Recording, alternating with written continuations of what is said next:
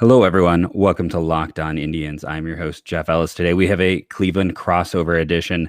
We have Chris Manning from Locked On Cavs. We're going to talk some baseball. The Indians game is occurring as we're recording. So if you see my eyes go to a screen, that means maybe something good has happened in a game that has not gone well.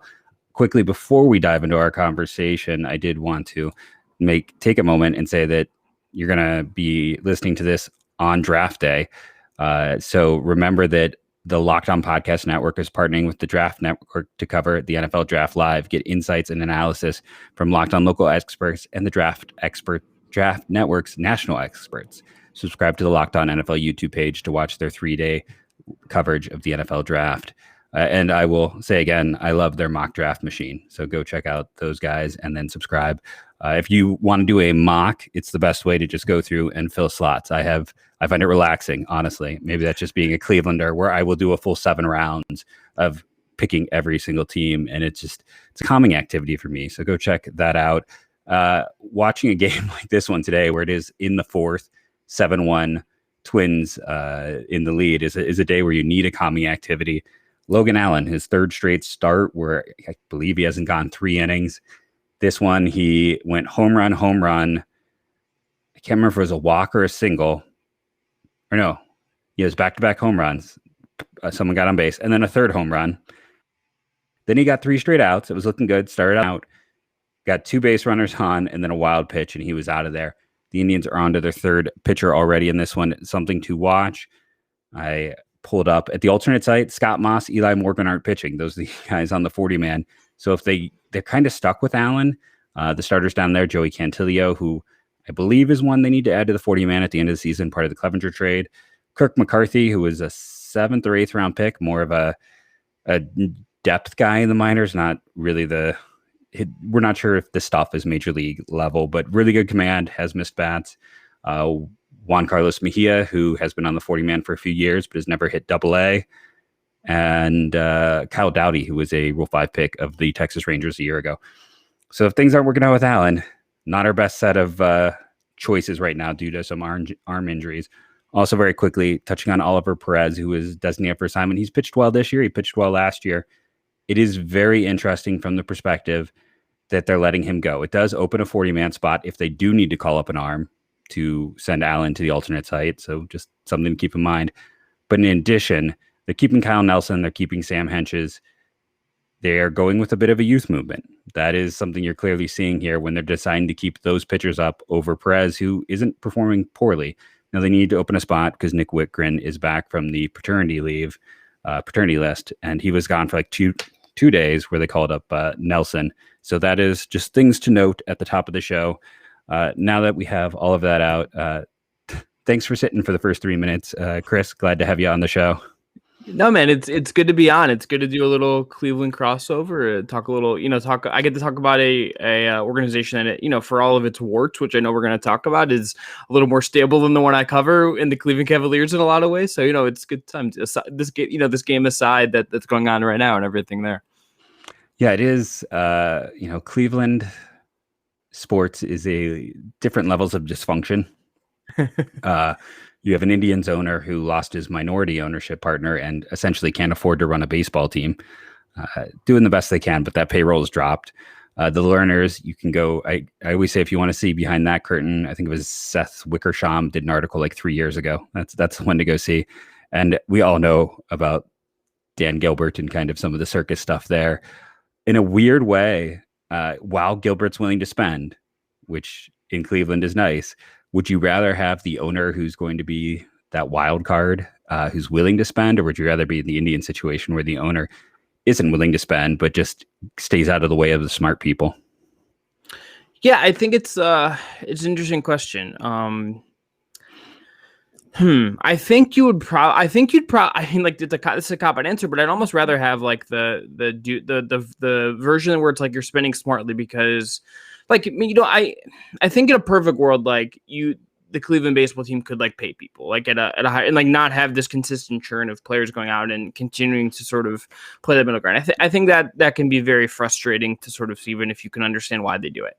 At the same time, like Cleveland, the Cavs ownership can be often nuts in a lot of ways. And, it's willing to spend in certain instances, but there's also like the whole, these franchises both are like, I think clearly trying to find ways to like profitize the team, which is obviously they're right. It's a business to so to speak, but it's just one of those things that's tough. I mean, I tend to sort of appreciate, if there's a thing I appreciate about Cleveland and about the Dolans, I will say that I do think having Antonetti and like having like people that know what they're doing around for so long is like an advantage over what Dan Gilbert has done with the Cavs, right? Like Kobe Altman is somehow the first general manager he has ever given a second contract to. That is like absolutely crazy. I don't think I realized that.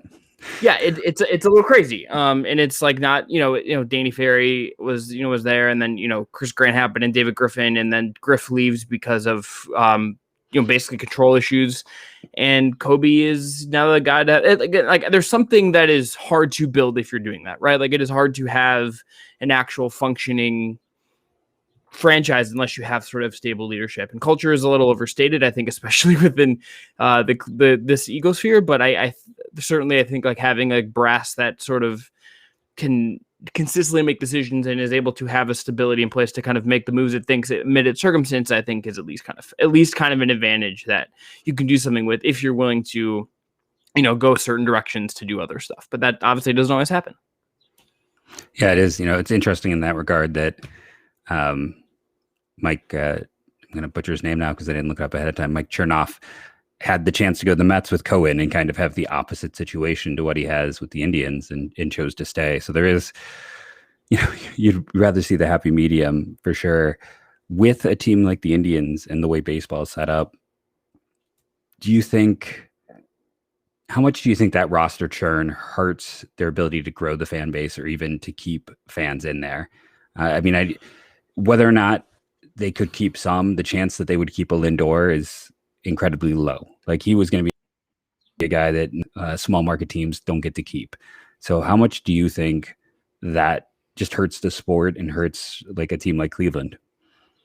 So I kind of think it does make it harder, because I do think you just feel like there is at times a situation with the franchise where, and tell me if you think this is off base, but I feel like people are just like, okay, like if we're not going to be consistent and sort of like spend and sort of be like do something, I think the way American sports sort of work is like boom or bust in a lot of ways. Like you want to feel like you're either competing for a title or you're doing something smart and like on your way back up to trying to get to that place again. Right? Like I think that's sort of how this works. I think you sort of the vibe, I think that the general consensus on their own is like they're just not a very, expensive organization. And I think there's just a lot of unforced errors in the way they do other stuff, right? Like I just think there's a lot of things that they've done. I mean, I think the Lindor thing dragging out as long as it did is not necessarily their fault, but like it just ultimately like isn't like, you never really win when you have to trade a really, really good player. That's true in the NBA, that is true in the NFL, that you just don't really win unless you're getting like a boatload of stuff that people can sort of grab onto. And like, I don't know if there's anything in that Lindor trade that is like explicitly like something you can latch onto is like the step forward, right? Like at least in other instances, you were able to get interesting prospects. Like I can remember being like amped about like Matt Laporta back in the day in the CC Sabathia trade and stuff, like you can go back and do that stuff. But it obviously doesn't always work out the way Matt Laporta obviously, sucked at the major league level.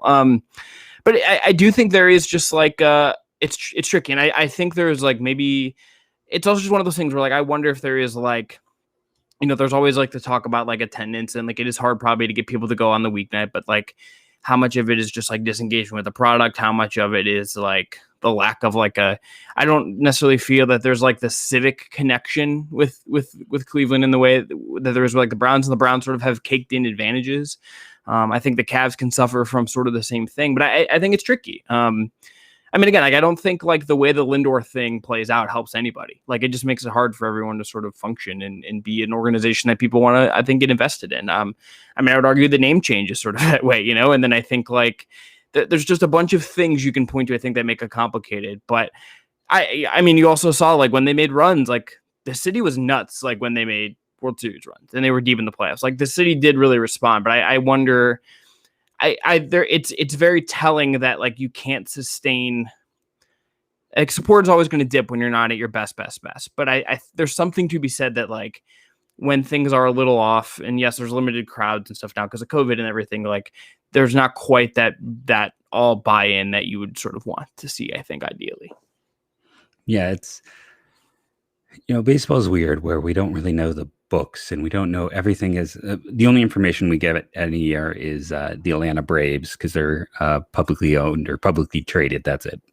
So I know like a few years ago, I sat there and literally multiplied average ticket price in attendance and added that to TV contracts. And the difference between the Braves payroll and the Indians payroll was within 5 or 6 million of that difference. And for as much as attendance hurts, the Dolans are known for, family wise, not necessarily the ones here, but everyone got a chunk of the cable money.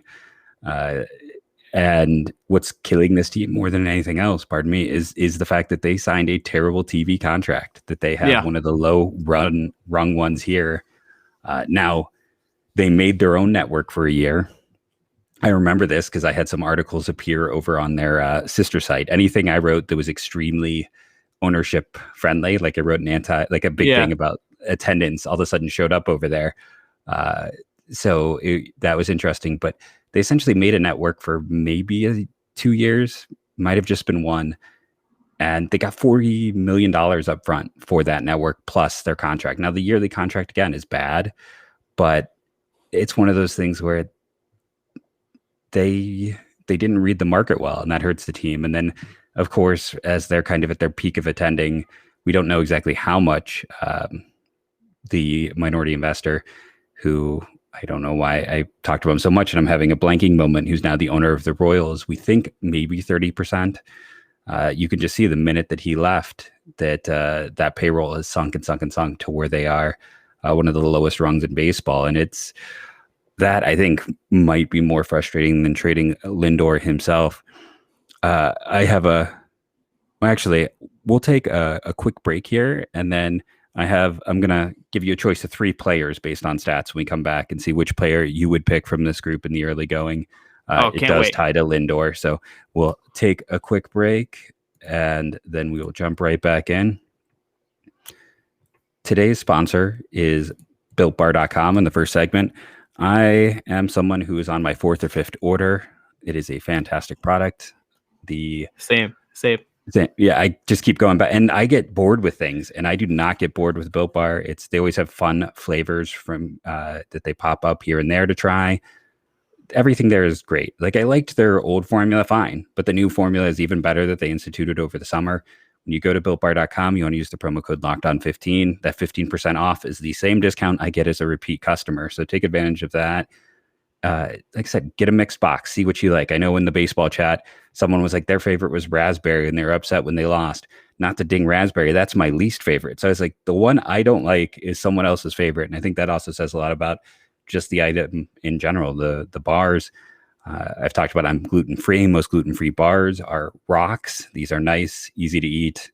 It's what I have for either breakfast or lunch most days when I'm teaching. So that is BuiltBar.com. Remember, that promo code is LOCKEDON15.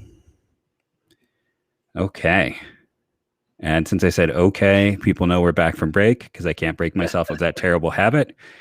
So I'm going to read 3 stat lines I wrote down here before I went on the podcast. And these are slash lines. So it's the first number is average. The second is on base. The third is the slugging percentage. So player 1 has a 212 average, a 321 on base, a 273 slugging. Runs created plus, which puts everything together to give you 1, is a 75, and an overall WAR, which a compiling stat in the early going is kind of terrible, but still gives us some info, of 0.2. Our next, that's player A. Player B has an average of 153, 242 on base, 220 slugging, runs created plus of 35, and a WAR value of negative 0.4. And then our last player is a 192 average, so about 20 points lower than A, because I don't think anyone's taking B. 250 on base, which is about 70 points lower than the top player, a 385 slugging, which is 110 points higher, runs created plus of 77, and a WAR of 0.2. So player A and player C, player A is getting on base, player C is having more power. Which one would you prefer in the early going? I'm gonna go on base, but like I also understand that like the way the game, there's a ton of home runs now. Like the way the game sort of works is sort of can be sort of home run heavy base. Like, but I'm a sucker for on base, so I'm gonna go A here. So you chose Francisco Lindor. Okay, which I think a lot of people would not realize that is what Lindor is doing in the early going. And we get player B, Ahmed Rosario. Those numbers are up, I'm sure. He had a home run today, so that's a positive for him. And then player C was Andres Gimenez. It is funny because Gimenez is like the willowest guy in that group, and he's got the best slugging. Like he's the one you don't expect power from. But like Lindor last night got booed by the Mets fans. And yeah, I saw that. if you go back to 2020, which it's hard to take any information really from 2020, but Jimenez actually had a higher runs created plus than Lindor.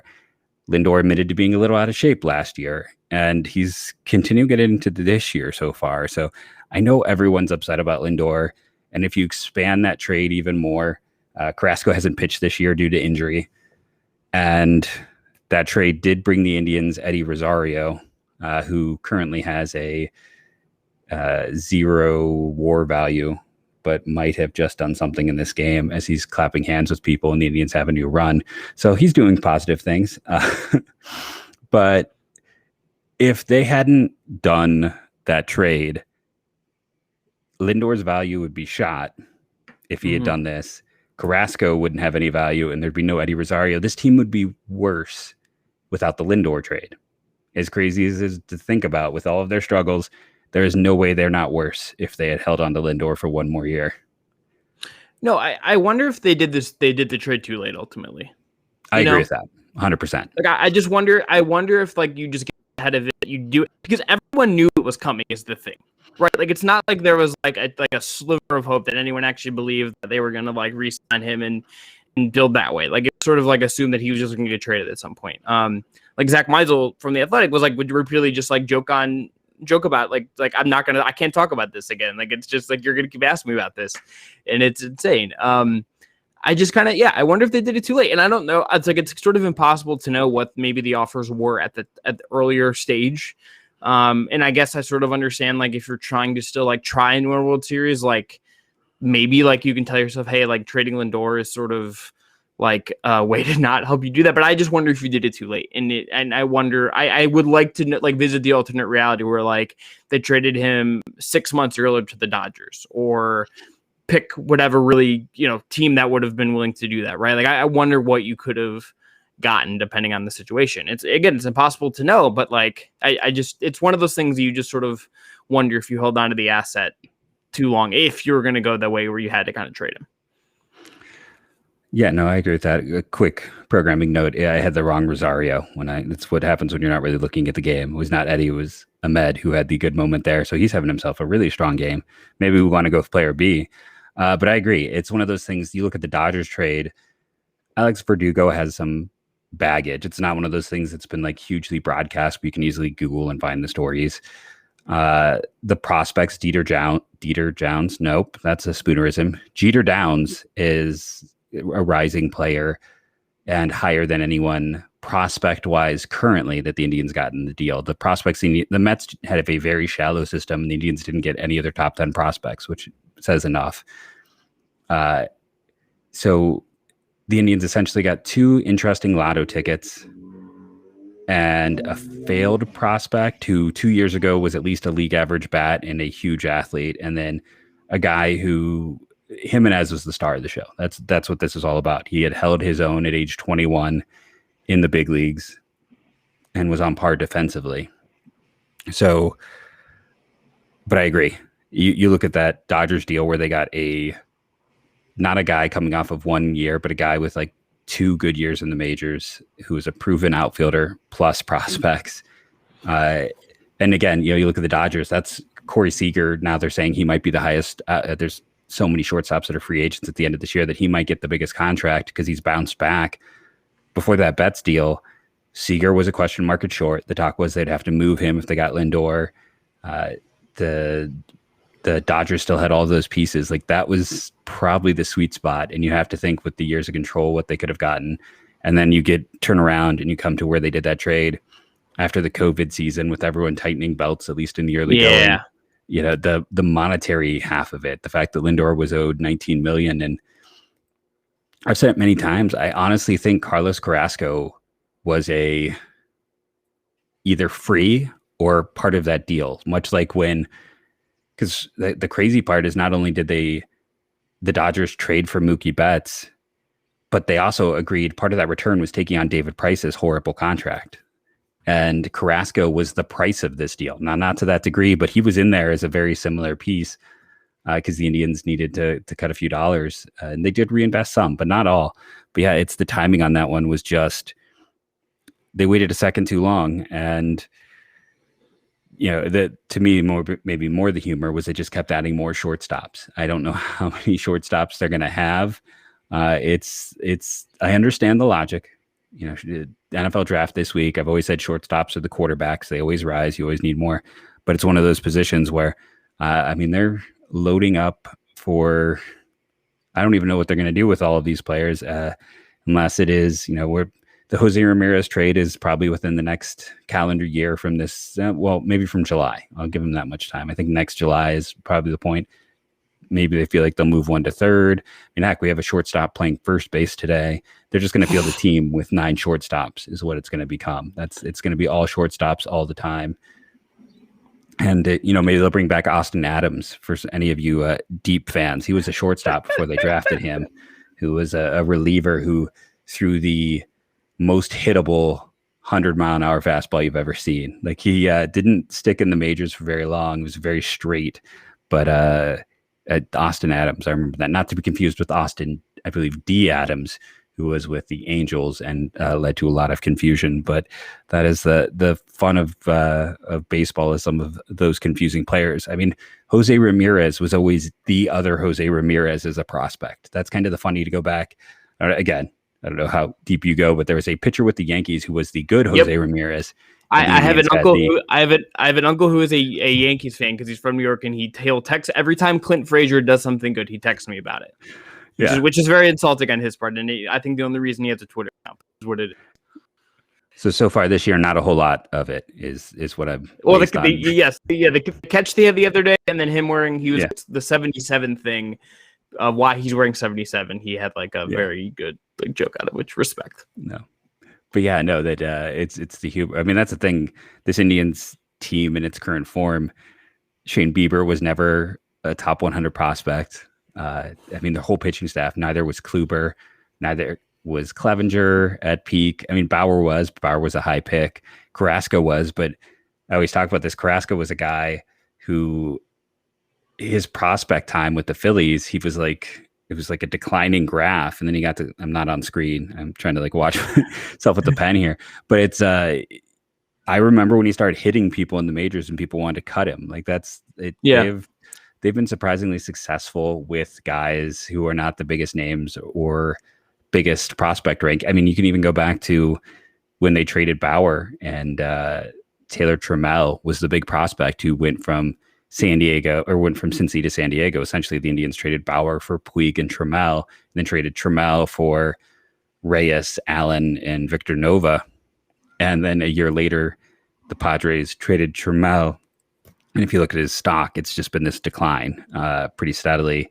Great athlete, lots of skills, but some questions about his ability to be an everyday player. And the Indians' approach just seems to be quantity. They're, again, I'll lean heavily into the NFL draft. This is the team that essentially is taking a prospect approach of trading down with every single pick and with all of their trades. That's exactly what they are doing. Before I get back to you and we kind of finish up with some fun things, I better jump here at the end before I run out of time and get our next chance to talk about a sponsor. That is betonline.ag. Normally, this is the point in the show where I then go to BetOnline and look at the line for tomorrow's game. The Indians aren't playing tomorrow. So instead of doing that, I'm just going to remind everyone, it's not just sports. You can go there. There's poker, there's esports. I know they did stuff for like reality TV and for award shows. Anything you want to bet on, it is on BetOnline. And when you go to betonline.ag, use the promo code LOCKEDON. That's a 50% bonus, 50. That is the biggest number you're going to hear and that is on your first deposit. Go check out Bet Online today. Remember to use the promo code Locked On. Got too many windows open. I'm sitting here trying to click between. And life of a podcaster is having so many tabs open that your fan on your computer starts to spin, and then you're like, "Why am it making that noise?" And you're like, "Oh, I have 35 Chrome tabs open, and I didn't mean to do that." I 100% do that all the time. I was like, "Okay, nope. Where am I going?" I'm like, no, I don't need Kirk McCarthy anymore. I can click that one away. I can get rid of Eddie Rosario's stats. I just need to be moving down the line. So I know in some of the chats we've talked about some of the frustrations with the Indians so far. When you're looking at this team, I know we talked about to some degree with it, the inability to keep talent and, the obscenely low payroll. It's one thing if you don't have a low payroll, but maybe like if your team is got some glaring holes, like invest. Like to me, first basemen are cheap.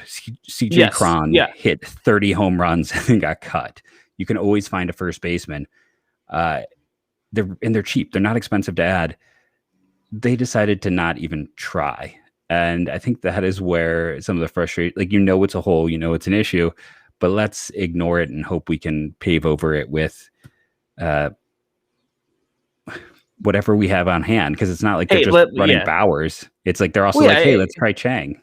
Yeah, it's like, hey, like you guys have gotten excited on Twitter about Bobby Bradley before. Like, let people, the casual fan, sort of knows he's like hit home runs in the minors or whatever. Like, sure. Yeah, they're but it's also like, to their credit, like Franmil Reyes has been like incredible to watch. Like, he's been so fun, just like hitting these deep ass home runs. Sorry, WK, I seem to swear. Jose Ramirez is awesome. Like, and you intrinsically trust the franchise with pitching. Like, you just sort of do, like Plesac, like, had that that off outing, and then you're just like, okay, like, I just sort of assume that they'll figure this out. And Bieber's incredible, like the best Bieber by far. Like, even though you sort of like don't love that like Carrasco like isn't around anymore and like all that and like whatever, like you sort of are just like, okay, they're gonna like pull a fifth starter out of nowhere, and then you get to the end of the bullpen and like Karnashek and Emmanuel Class. Is it Class or it's Class or is it Class A? I'm not sure. Tell me. I've been saying Class A and no one has corrected me yet. Okay, so we're going Class A. I think that might be right, but sometimes I don't know if it's just people have given up on the fact that I have such horrible pronunciation or if they're just giving me if I have it correct. To pull back the curtain, I am a nut job who doesn't always watch games with sound on because I just want to watch and like not distract myself with a bunch of noise. So I do not know if I've ever heard Class A's name said out loud. So yeah, I often sit here with mute on, and I'm like, I get little, I'm the one who also has like the subtitles or the closed captioning on. That's how I like to listen to a baseball game.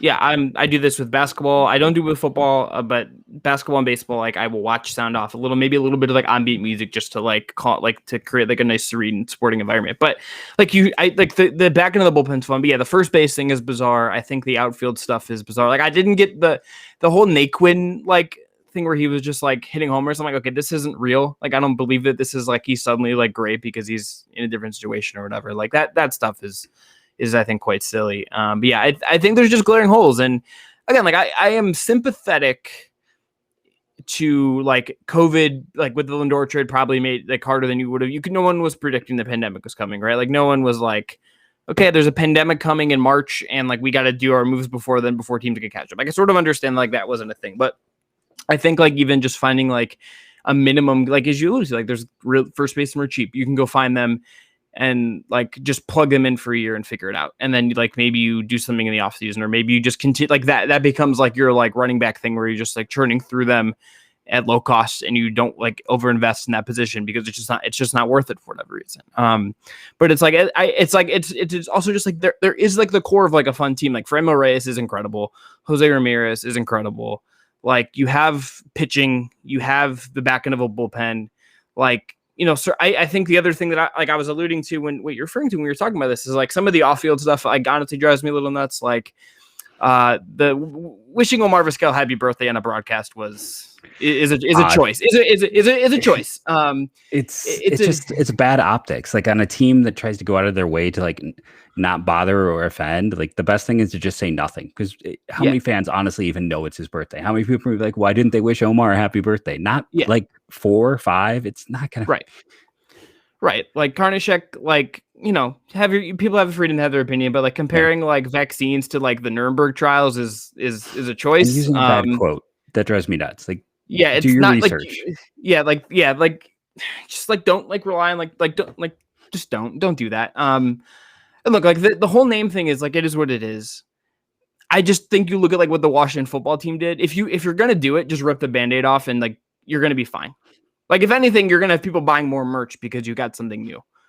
I think You know what I mean? their thought not hard. process is, I think they're trying to make them. My whole theory on this is they announced it to maximize money because the whole thought process is they're going to let everyone know that this is the last year you can go buy it. So everyone who's very staunch and old school, go and buy it now. Like I think they were trying to be like, okay, year everyone's going to rush out who wants it. The next year go out and we'll get a double dip of a merchandise. Boom. No, that's a good theory. I like that. My theory. I rating that way. I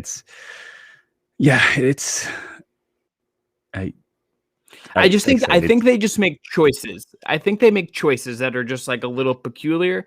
I mean, like, look, even I think the whole Mickey Callaway thing remains just like a point of like real weirdness to me. And that's like understating it. And obviously the allegations against him are extremely serious. And like, Tito, and they tie back to Tito.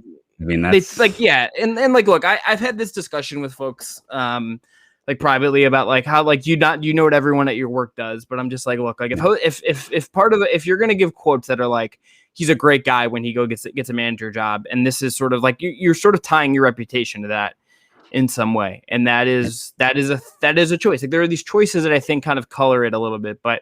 Like I'm also like, I mean, I think everyone, once you get to a certain age, once you're like in your 20s or late 20s and your 30s, where you look at sports and you realize that there is just like there's a lot more kind of blah at the highest level than you sort of kind of realize when you're growing up and falling in love with the game. But I still will gladly, like this summer at some point, I will be, hopefully sooner rather than later, I will be going down to Progressive Field, drinking some very expensive beers and watching baseball, and I will enjoy myself and it will be good. But, yeah, I think there's certainly just some frustrating parts of it. But like again, like Franmil Reyes just like hitting bombs, like I'm in. Like that is enough. And if Karnashek for the dumb Instagram stuff on its own, like I will watch him pitch. I watch Class A pitch because they're fun to watch and they're fun. Like they're electric and when they're out there doing their thing. So there's a lot to like, but there is just like these little things you're like, this is like just a choice that I don't quite am I around. I'm not even like trying to be like extremely like PC about it. I'm just like, there's just like some tone deaf things where I'm just like, you could have avoided this. Like, this isn't hard. This isn't like being overzealous. This is just like using your brain and thinking about like your fan base as it's not like this, like one specific monolith or whatever. And I get that like people are in general are dumb and they don't check things to the degree now that like Twitter is like, oh, do you want to retweet this? You have not opened the article. Like, Twitter is now alerting you because people are so bad about it. The bit that people are like Joe Rogan clips are a personality trait is just like feels very accurate to me, when they're like, and I'm just like, okay, like this, sure. And I get it. Like I'm not like immune to like having retweeted stuff I probably haven't like fully vetted or whatever, but like it's the nature of it. But it's also just like maybe when you see the Nuremberg trials, like don't just share that. Like maybe think of maybe like it's not hard. It's with like the man on Disney. It's like just avoid Nazis. Like why is it Nazis? Just don't share the memes of the Jews making the legs of a table. Like, just don't do that.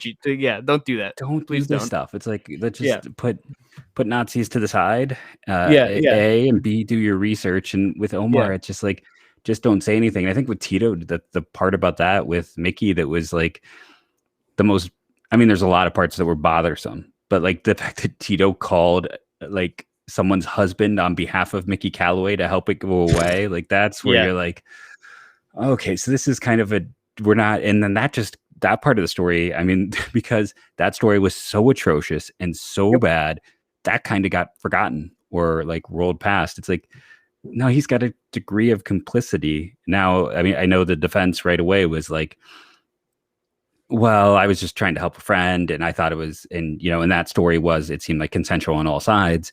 But still, he is calling, that's not part of his job. No, like I would never. I've got buddies I've had since I was 6. If someone did that, I am not calling someone they're in a thing with husband to try to help. Like that's strictly, I don't know how good of a, how tight you have to be where you're going to get involved in that messy of a situation. That was all of it was kind of mind blowing. I did want to throw, I know we were talking about like the Indians earlier and how we trust them with pitching. Last week, I did the research. I thought you might appreciate this since we're talking about first base. Now, first basemen are not drafted high. Again, I'll lean into the NFL draft. They're kind of the offensive guard. Occasional great ones go early, but for the most part, a lot of players get moved there. If you're gonna pull out a Quentin Nelson comp right now, I'm gonna like leap because Quentin Nelson like top 10 guard is a vibe, is extreme vibe, just extremely violent vibe.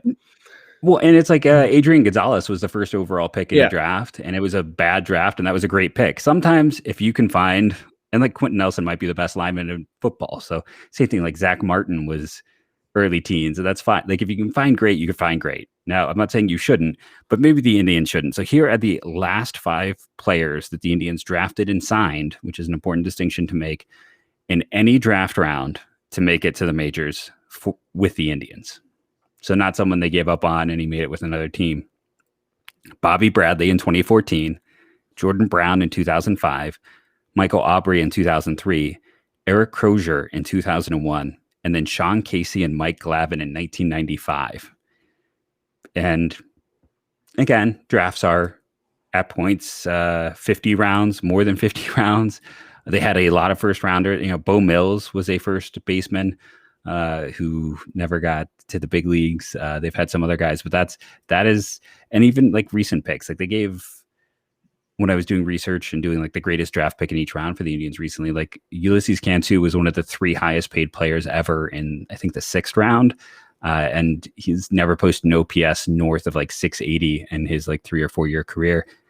For whatever reason, they can't scout this position, and they haven't been able to scout first base for 20 plus years now. So it's, you know, I could always also bring up the outfield list where if you just, we don't even care if they made the big leagues with the Indians in the outfield, but 5 highest WARs amongst outfielders in the last, since 2000 for the Indians of any player they drafted and signed is Luke Scott, Bradley Zimmer, Clint Frazier, Ben Francisco, and I'm blanking on who's number. Ben Francisco is a name I have not thought about in quite a while. It's in quite a long time. Oh boy! So that's that. Like with both those positions, it's crazy that and they've invested a lot of draft capital in outfield. Maybe not as much in first base, but those two, for as much as they can do other things, those 2 positions are just this wasteland. So I thought I'd have to at least throw that out, that it is that bad. And you know, there are and again, the caveat is drafted and signed, because there was a time where they spent like every pick from round 40 to 50 drafting like the top high school player on the board just so they could, because if you draft them, you can chat with them. It gives them a chance to interview a player they can't sign. So yeah, that's just to throw some more fuel on this whole first base fire. The MLB draft just seems like an insane thing to me. It like respect to you for like knowing, but it just seems like drafts are crapshoots. The major league draft just seems like nuts to me. You know, that's why like when I do something that I'm very successful with, I live that forever. And then I also will be very honest when it's like, so my biggest failure probably ever was I was huge on this guy, Tristan Pompey, whose brother Dalton was with the Blue Jays, and he had a great year at Kentucky, and I was all over him. And I think I gave him a first round grade, and it hasn't gone well. But the other side of things, it's like Sean Murphy, who's now the catcher with the A's. I gave a first round grade after seeing I saw him after he broke a hamate bone. So he had like, it just affects your ability to hit a ball hard, in just pouring down rain at the Scrapper Stadium, just crushing baseballs. And I just remember sitting there as I'm covering the draft, and the Indians draft Logan Ice in the supplemental round with Sean Murphy on the board. And I'm like, a few years later, I don't even think Ice is in the system anymore, and Murphy is A's starting catcher. So it's like those are the moments where, and then I know when I'm sitting there and it's like the 30th round and I'm throwing out information, people just either are like, how do you know this? Or they're like, you need to get a life. It's one way or another. Yeah. That's the humor of it. I always laugh when I watch, and because I watch all drafts, it's just part of my sickness. Same. But when I'm watching the NFL draft and at the end of the 7th round, when they're sitting there like, oh, go take a break, Mel Kiper. It's been a hard day. I'm like, 7th round, man, I'd have another like 33 to go. What do you? Right. Yeah. You've crunched like, so much more tape. Oh boy. Yeah. Drafts are like, nuts. Obviously, you know, it seems for the most part, maybe it happens where he knows every single player. Just with the amount of high school, college, and JUCO, there's chances where, like last year, Nick York, when he went to the Red Sox, I was like, I know he's a second baseman. I know he's got a hit tool. I did not expect to hear his name. I can't give you any more than that. Like, and then there's oftentimes even starting the second, yeah, that guy's off. Like, he's someone I didn't follow. So that's the baseball draft is a curious beast at best, just because of the amount of it. It's different. Certainly different than the NBA. Yeah, the NBA draft is so top heavy and like immediate return, and I think that's the thing that gets me is like the lack of immediate return. It's like every other sport, it's like you get drafted and like you're expected to sort of perform. In MLB, it's like you're away from the spotlight a little bit, right? Like you're sort of like, I just was like flipping through Twitter and it's like I saw the Royals top prospect is going to play AA ball in like Northwest Arkansas, and it's like, okay, like he could not be further from like the bright lights here. He gets time to sort of develop, and I think that's sort of interesting. It's sort of unique to baseball, and I like it, frankly, but it's also, I mean, again, the wage structure is also like nutty, and that's a whole other can of worms. But it's like, I mean, the Twins Indians game still going on. It's like, in this game, I haven't looked at the lineup. I'm not sure if Alex Kirilloff is playing, but like, Alex Kirilloff was taken after the Indians took Will Benson. And then the second round of that draft is when they took Nolan Jones. So it's just kind of the interesting thing where you can sit back and be like, okay, Benson, it's been, we knew it was going to be boom or bust just because the hit tool was a disaster when he was drafted. And Jones still hasn't got up here, but the Twins have Kirilloff up and they're trying to run. And it's the interesting of a team like the Indians. Like, honestly, as a writer, it probably would have been better for me if the Indians were not in like the best run of the last, one of their 4 best runs in the history of their franchise. If this had been a team that was picking high, I probably would have had more success as a writer just based on the fan base's love of drafts. But it does hurt because it's like, how many people even knew about Nolan Jones? It's like, outside of Will Benson, no one probably at the time really paid too much attention to that class. It's the same thing. Like, you go to I think fans know this by now, but it's like that Plesac, Bieber, and Savali were all the same draft. It's like, but people don't realize that how that works out. So it's always, okay, is that the 7th home run in this game? It's kind of crazy. It's 7 home runs and 12 runs across. Well, it's like the Cleveland had that inning last night where it was like 23 minutes long and like they didn't make contact for like the whole inning or whatever. Like, it was just like a lot of walks and getting hit by pitches, and like it just kept going, but like there was no like batted ball into play. It was sort of just like this cycle of thing. Baseball has idiosyncrasies that I find like delightful. They're just weird and like unlike anything else that you can't, like, every other sport. So, and I'm like a big, Mark Burley, like, legend for like getting games done just in under 2 hours or whatever. Like, I'm appreciative of that genius, but it's also like, I love the random idiosyncrasies because it's just, there's something like fun about that is very hard for me to explain as a noob, but like, it's sort of, I like the vibe is right. Like, the vibe is just sort of unique to everything else that exists. I'm getting like a whole bunch of DMs about Hench's stuff, right? Hench's stuff right now, just like it being down, not sharp, what they're seeing. I think what hurts baseball too is like, they need to lean into the fun. Like, stop making this an old man's game. Like, I am not a Bauer fan. I've been very honest about that. I think he's a bully, and we've seen that. You and me are in the same. I know exactly where you're going, and we're in the same space. He's a bully, and I'm not a fan of bullies. That's just the end of story. I'm an elementary school teacher by day. I know. So not a fan of bullies. So I don't like him, but I appreciated him with the Tatis stuff. Like, that's good. Like, do that. I still haven't done the research, and this came up a few episodes ago, and I still believe it was Korea that had like a giant sword that the players held when they won a championship. Yeah, like, that's rad. Do things that are fun. Highlight. Let this be a fun game. Don't make this like, I'm going to bean you in the head because you did a bat flip. Yep, bat flips are great. Like the Jose Bautista bat flip, it remains one of like those iconic sport moments, and because they're just fun and emotional, and like Tatis brings that. I giggle every time Jose Ramirez loses his helmet running the bases. Mm-hmm. Like, there's like, and that's obviously not this exactly the same thing, but like all of it is fun. It should be fun. Sports should be fun. Like, if you want to get that younger audience, you need things that grab them. It's like Yeah. I talk with, it's like I teach. It's like how many kids like know like more the minor stuff, or like the idea of if they it became more common. Like I would have kids talk to me about, oh, this guy's the best bat flipper, or they like someone because he has the best or most interesting bat flips. And you would bring a younger audience that way.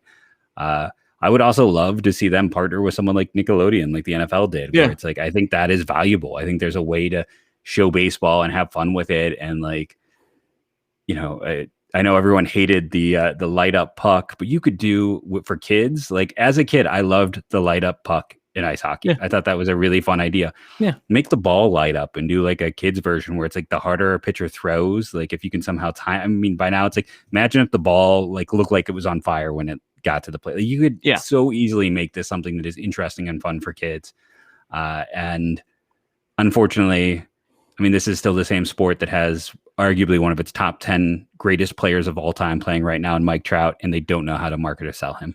Yeah, some of that I feel like might be like a Mike Trout thing because he's just sort of like exists, but it's like Harper, like, maybe isn't like the hype. Maybe I don't know exactly if like he's lived up to like the SI hype when he was on the cover when he was like 16 or whatever, but like he's obviously got kind of like a villain vibe to him, sort of like, a little bit. And like he had like he will wear like interesting cleats. He talks some SHIT back to the fans and stuff. And like maybe Tatis is Tatis. Like Tatis does should be an easy sell. The thing with Trout is like he's look incredible. At the state of America right now, and we do have some divisiveness, and we do have some people with different views, and I'm not going to get into the politics of it, but I mean, on a basic level, when there are people getting mad at the NFL for things, shouldn't it be easy to market Mike Trout? I mean, he is about as like wholesome Americana as it comes. Like, I don't know how you market it. I'm trying to say this without getting myself in trouble. I don't know how you market it where it's not like baiting anybody, but there should be an easy way to sell a guy who is just a great player. There should be a way to do it. I understand he's boring, but to like some, maybe like a boring guy who goes about his job every day, works hard, and to that group looks like him. I think there's a way to market him responsibly is the word I'm looking for. Again, I know this is a very tightrope thing to talk about, but if you think that like in boardrooms at the highest level, teams aren't discussing how to hit niche markets and how to specifically, when you're $1 billion industry, that is exactly what you talk about. The same way like Rob Manfred off the cuff yesterday or 2 days ago was talking about expansion and named cities. And it's like, well, we're not planning anything. It's like, no, you are. You just lost a lot of money last year. Expansion is the easiest way to go about it. All of this stuff is discussed.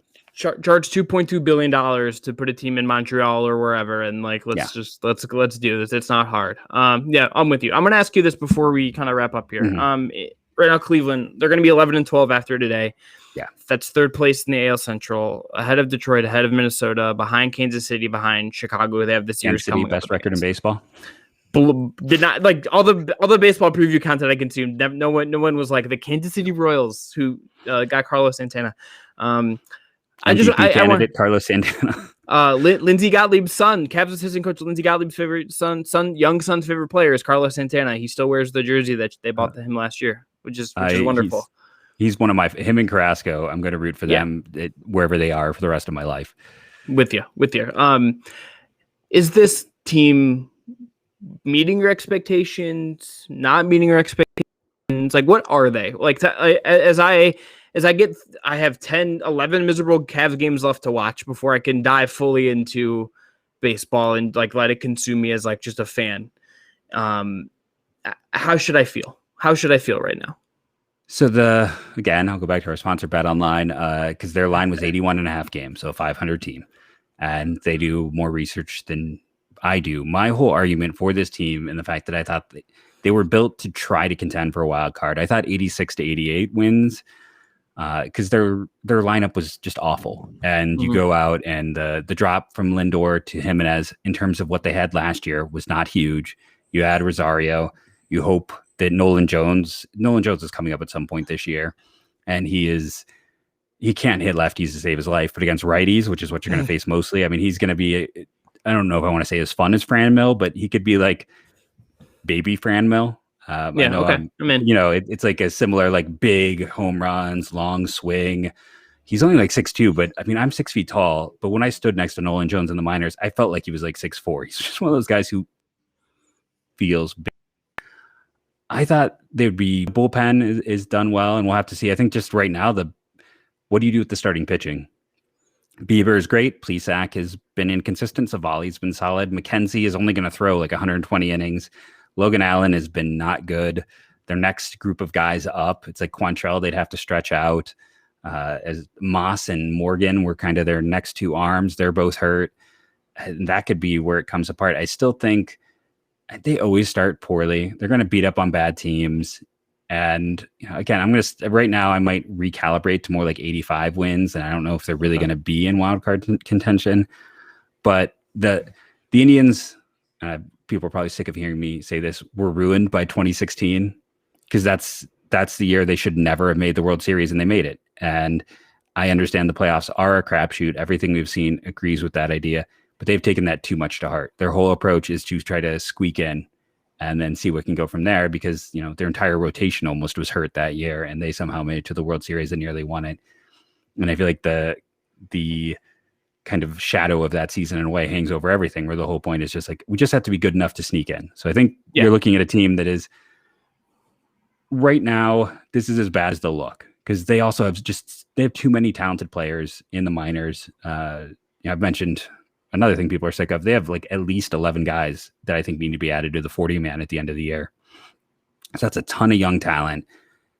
Someone like Bowers and Bobby Bradley are very unlikely to be here in a year. And this team will get better when they're adding guys like Nolan Jones in, when we hopefully see Daniel Johnson soon. Players like that. They're going Owen Miller. They have interesting prospects that should be ready to debut. So the nice thing about waiting for the Cavs' miserable season to end is you're closer to when you jump back in. You're going to get to see some of these young players that should be interesting and should be helpful. And as I talked about at the very top of the show nearly an hour ago, they are committed to as much as they can be. Tito is not a big youth guy, but when you let Oliver Perez go, who, again, I think will pitch in the majors for a team this year, he's good, he's solid. To let Kyle Nelson stick around, college teammate of Shane Bieber, side note. They were gauchos together, and keep Henches up there here. Now we'll see if Henches stays up after kind of a brutal performance today and a lot of innings and them needing more arms, but they're definitely going with youth. So hopefully we'll see more youth. And honestly, the talent is with the youth. Using these retread vets just has never been successful. So that's my long answer. I still hold hope for it's a deep American League. I don't know if playoffs are a possibility, but I think they'll at least make it interesting and fun. Maybe that's all I can ask for. I can live with that. Yeah, no, it's it's a situation where you talked about you're going to have to find the players you like, and just don't miss a Shane Bieber start, because it could be history and magic every single time. So that's always a fun thing. I want to thank you for coming on and letting me talk your ear off for the last 53 minutes. Anytime, brother. Anytime. I will. This will be, if you're, well, I don't know why I'm going to add the COA here at the end. And I'm breaking this into 2 shows because you'll be hearing this at the end of show 2. So no need to really state that. But again, it's fun. I think it's good to get some other locked on perspectives, keep it in the Cleveland market as we discuss. Right now we're in an odd place, I think, for both of us, where it is the Browns that are the successful team in town. It's what a world, and the draft, and like obviously the draft is in town this week, and it's a whole thing. And yeah, we don't. You go if you need Kevin Love content, go to Locked On Cavs. We will cover whatever is happening there over there. But I'm happy to get to talk about Framo Reyes here. Yeah, and what I've been telling people too, just at the end here, what I want to keep pushing is, if you can, I mean, by now most adults can get vaccinated and do things like that. If you can do it safely, go check out your local colleges. The state of Ohio, the college baseball scene, I am so jealous that I no longer live in Ohio. Like, the MAC is almost every team has a legitimate like day 2 pitcher right now. Like, it's frustrating. Like, I spent so many years like really toiling in the MAC, seeing the guys like Andy Ravel was solid. He was like a 9th or 8th round pick to the Blue Jays. Like, Joey Murray was 6'0", threw like 89, but could strike out everyone. He's still finding success. I'd love to see his spin data, but there's there's like 3 top shelf arms. Ball State's got an arm. Ohio State had it's.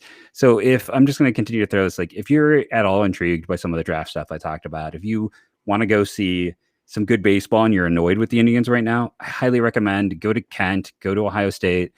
If you can see, go to OU. Joe Rock is a 6'6" left-hander who gets it up there. Like, yeah, go to. I mean, Joe Rock's like the biggest prospect OU's. Do I want to say since wasn't Mike Schmidt from OU? Am I wrong there? Yeah, no. Mike Schmidt is an Ohio University alum. Isn't there a Bobcat in the Cleveland system, or at least was? I think they drafted Mitch Luongo from Cleveland area.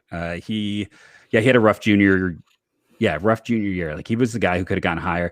Really nice guy. Interviewed him multiple times, and I asked him about that, and he knew and was very cognizant of like, yeah, it's been a long time since a Cleveland kid played for the Indians. So, Mitch Luongo is the guy there. But yeah, Joe Rock is something OU hasn't had in my lifetime. Though they did get, I think it was Roddy Rott was the catcher who was drafted last year from OU. Though that could be, I find I have a hard time keeping years apart. Like I remember my draft content to a degree, but the year of the draft is difficult. But yeah, go check out OU, go check out Kent, go do that stuff. If the Indians are frustrating you, check out a college game. It's cheap and there's some really fun arms. So I'll kind of end with that little plea here at the end. Enjoy this. It's a special year in the state of Ohio. The best year, maybe definitely the best year in my adult life for draft prospects in that state. Sounds like good advice. I'll be checking that out. Let them know where they can find you real quickly before we end things here. Yeah, if you want to make the mistake and follow me on Twitter, I'm at CWM Rights. Check out the Locked On Cavs podcast wherever you're listening to Locked On Indians right now. If you're watching a video form, we're here on WKYC as well. So check that out. And we're whole Locked On Network's doing really good stuff. So it's fun. It's fun to be doing this. It's fun to do a little crossover. Yeah, we got you covered. Literally, if you follow an NFL team, an MLB team, an NBA team, we got you covered. A bunch of college teams too. I mean, it's what more could you want? They got you covered. We're literally locked on everything. We are. So again, thank you for listening. Remember to rate and review. That really helps the show. Download daily. Even if you may not listen, the downloads are very helpful. Or you can be like me, where I download the show, put it on play on mute, and put it to the side just to help out a bit. So little tricks like that always help our show grow.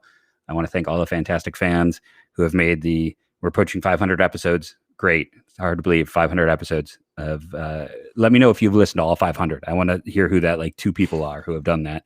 But I've been Jeff Ellis. Our guest today is Chris Manning from Locked On Cavs. And for the next year, maybe 2, go Tribe.